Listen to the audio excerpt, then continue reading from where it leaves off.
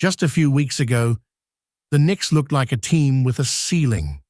Talented, tough, and gritty, but deeply flawed. Every time the offense bogged down in the half-court, every time the shooting dried up, one glaring issue kept surfacing. Teams weren't guarding Josh Hart at all, and it was killing their spacing, killing their rhythm, and killing their chances to break into the elite tier.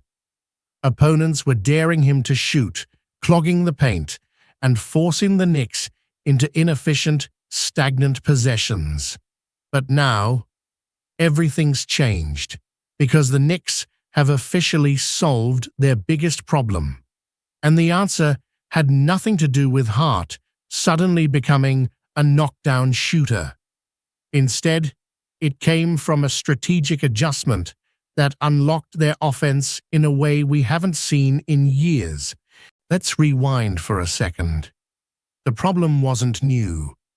Opposing defenses figured out months ago that if they sagged off Josh Hart and packed the paint, they could neutralize the Knicks' biggest strength, Jalen Brunson's ability to collapse the defense.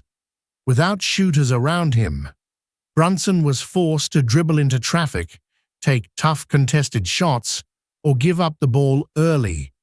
And with Hart in the corner or parked on the perimeter, defenders had a free pass to play zone without actually being in a zone.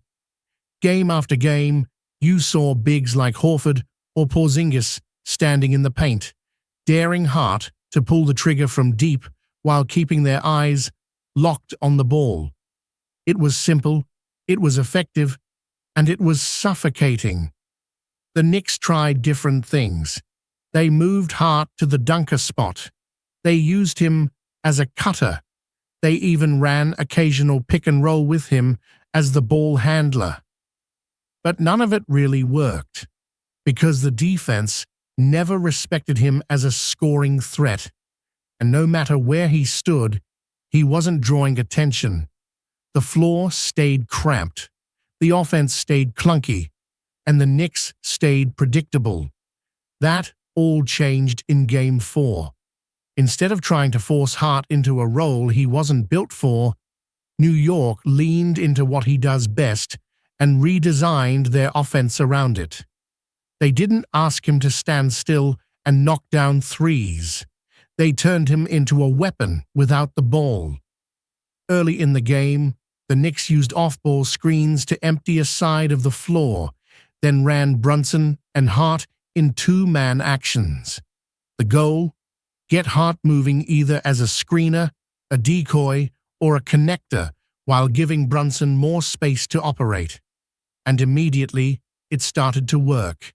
The Celtics were no longer able to help as aggressively.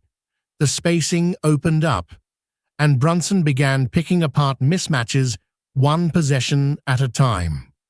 By stationing Hart in the corner and using him to set flare screens, clear sides, or drag defenders out of position, the Knicks created layers of movement that forced Boston to make decisions.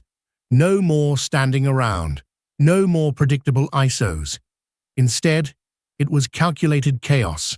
Hart flying around, Brunson probing, and New York shooters suddenly getting clean looks from three. Even when Hart wasn't touching the ball, he was dictating the geometry of the floor.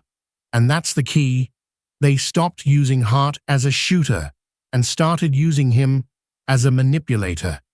Someone who bends the defense, not with his scoring, but with his movement.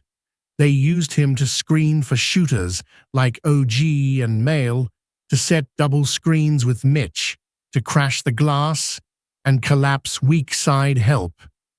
And when Boston finally adjusted, when they brought more pressure to Hart's movement, that's when Brunson started cooking. Because now, the paint was open. Now, the pull-up was there. And now, every little wrinkle in the playbook started to create real damage. You could see the shift in rhythm. The Knicks were attacking earlier in the shot clock. They weren't holding the ball. waiting for something to develop. They were triggering action right away, using heart to distort the defense, then flowing straight into secondary actions. For the first time in the series, Boston looked slow, confused, reactive, and Brunson? He looked in complete control. But here's what really makes this change so brilliant. It's sustainable. Hart doesn't have to shoot well for this to work. He doesn't even need to score. He just needs to be active, committed, and in sync with the offense.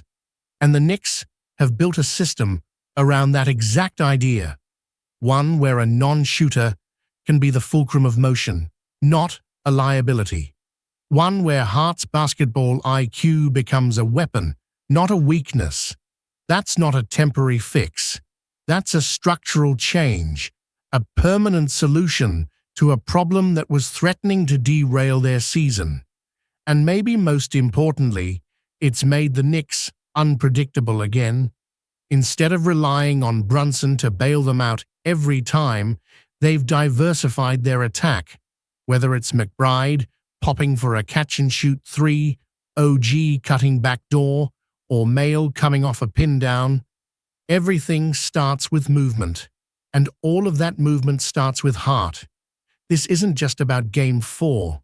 This is about solving the one thing that could have cost them everything. Because now, every lineup works. Every spacing issue has a counter. And every defender who tries to help off Hart has to think twice.